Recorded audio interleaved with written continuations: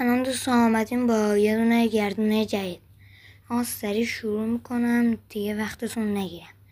بریم توش. ما چیزایی که از آب ریختن. لایک کنید ویدیو رو. این برای 1000 بار. فلفل دلمه 50 بار تو رو خونه بودم. 1 رو پلانک 20 لیوان آب سیلی بودم پای 28 رو پای دست دادم به کاکتوس خوردن. آب لیمو رو هضم میکنم. اینو خوردم که افتضاح بود. رقص، نوشتن تکلیف، زدن مسواک. آقا اینا دیگه هنوز چیز اضافه نکردم. بریم 1 2 3. چه تا دیاره حتما ویدیو رو لایک کنید، سابسکرایب کنید. تو 20 لیوان تو کامنت هم بنویسید که چه چالش اضافه کنم بهش. آقا 20 لیوان آب بخورم. آقا 20 لیوان آب.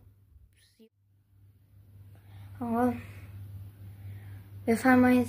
اینم پارچ، اینم 20 لیوان. آقا اوکی، اینم کم مثل چه آقا 1 لیوان.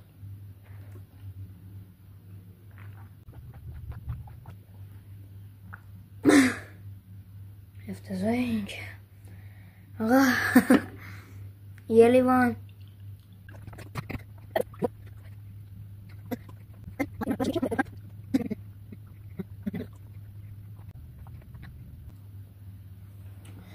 آقا واقعا نمیشه. همین 4 تا به زور خوردم. افتضاح نمیشه. ولی آقا اگه این ویدیو رو 500 تا لایک کنید، من میگم این همین 20 تا رو حتی به قیمت جونم که شده باشه میخورم. پس اگه این ویدیو 500 تا لایک کنید 20 لیوان رو میخورم. مرسی این ویدیو رو دیدین. خداحافظ.